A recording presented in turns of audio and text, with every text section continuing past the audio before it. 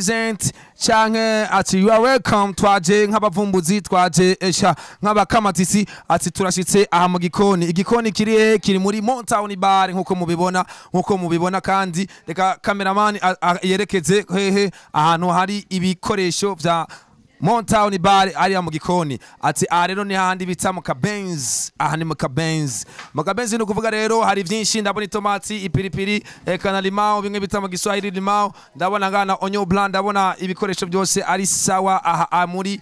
Montoun bar mu gikoni cya Akabenzi ati ndabona braza hanyuma handitse gute turabe neza Cameraman ndabishaka nga turabe ndabona ari Akabenzi no kuvuga uyu rero ni mucoma canke n'umuteguzi wako Akabenzi no kuvuga ngo avyitwaramwe neza sinzi araza kubitumenyesha canke baza kubitubwira ndabona no ngari karabitegura neza Cameraman ndabisha nga turabe ati ndabona karakora neza umusoso umeze neza ibintu bimeze neza ibintu biri swaga ati ibintu ni sawa reka rero tugire ko tubaza neza na neza eka kizigenza canke king wa Akabenzi uwo bita Dizo Desire ati mbega bimeze gute nga iwanyu ni sawa ga Desire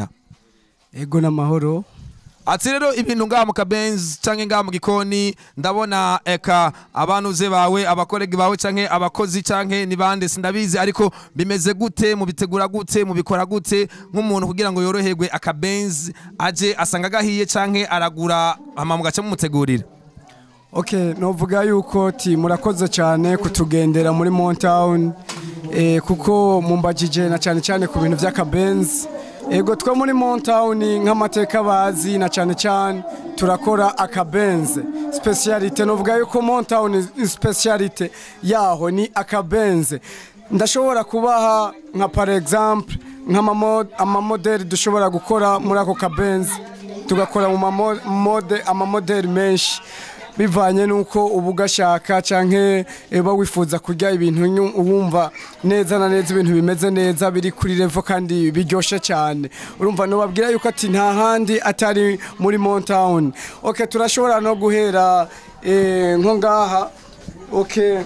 aha dufise ibikoresho byinshi ngaha mu Akabenzi okay twebwe inyama aha ziri nk'ubwoko bubiri mvuga ati n'ubwoko bubiri aha hariho inyama aba nimbisi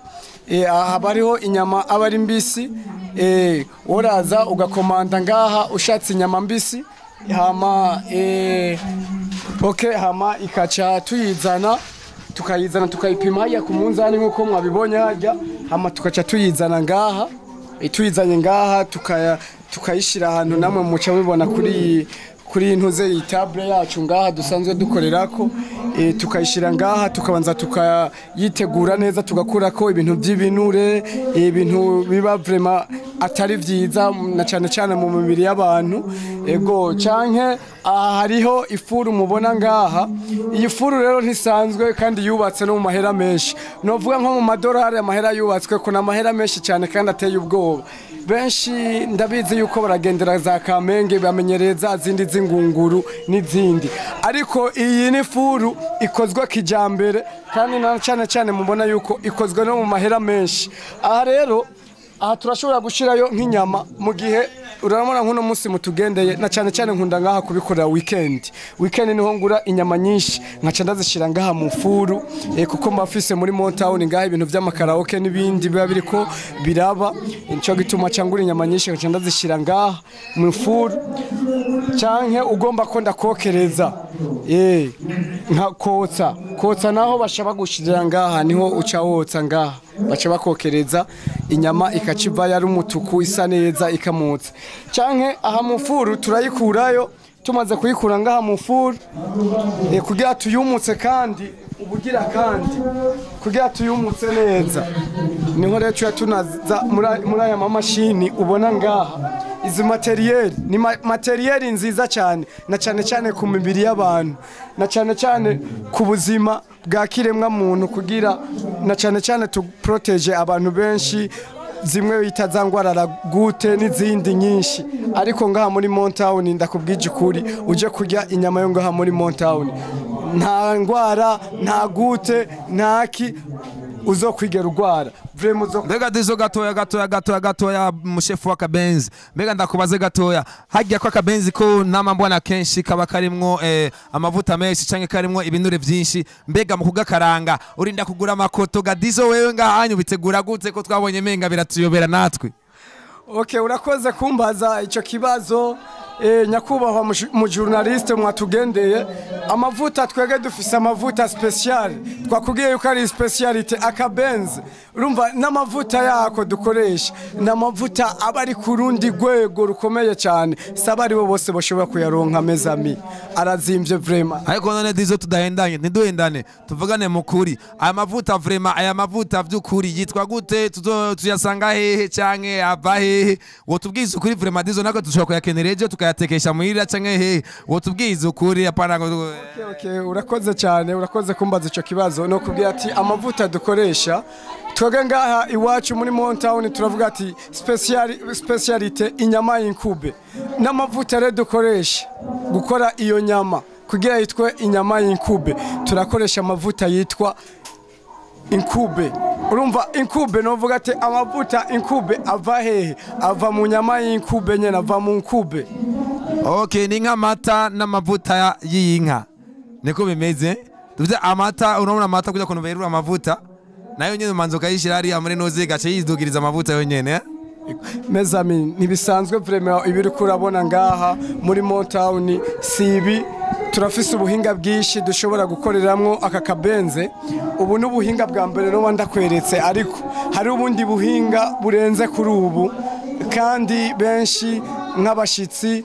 canke novuga yuko nk'abafanzi bacu abantu batwemera abantu bakunda kuza kudushorera hano barazi ivyo dukora kandi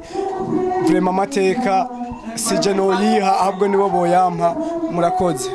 Okay, tutarandiriye rero aha rero twababwiye ko ari mu gikoni ca Montoun bar aho bita mu Akabenzi abantu bakunda Akabenzi mwabonye rero muri Montoun bar ukuntu hameze ukuntu vyifashe ibintu ni sawa murabona ko ibintu byose bisanzwe bimeze neza murabona ko materiel zose zihari zimeze neza no kuvuga ushatse iyokeje ushatse iyikaranze mu mavuta ameze neza ibintu byose ni sawa ushatse iciye mu ifuru ibintu byose ni sawa urabona ko ari bien kabisa ahantu ko twabateye mu bisanzwe ibikoresho nk'ibingi bisa n'ivyaheze inyama zisa n'izaheze mu bisanzwe bari guca banatuzimana twumviriza ukuntu bimeze ariko tuzogaruka one day nta kibazo na kimwe ati rero ibintu bimeze neza tugira ko wewe usaba iki abantu bari aha muri quartier yanyu kugira ngo bazoze bisuka ari benshi mbega naga bonus cyangwa ga promotion bategurira muri iyi minsi na cyane ndabafitiye concert bazobayita ni promo concert Akabenzi promo concert inyama y'inkube ya mwavyumvise ko muri Montoun bafise promo concert Akabenzi inyama y'inkube barahindeye n'izina mo kama ndetse n'ibintu bitoroshe ati rero reka tugire ko dushimira abariko baragira nte badokorekirana hariya kurinde kuri rezo international wagwana ati ibintu ni sawa dizo reka tugushimire rero tukubwira ati n'ukuri murakoze cyane kuba mwatwakiriye aha iwanyu canke mu gikoni ca Akabenzi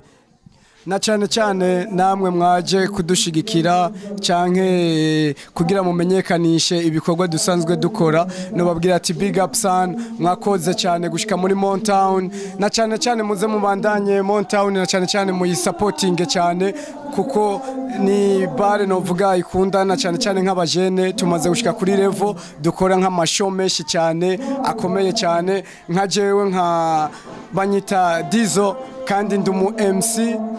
MC na cyane maze gukora nk'ama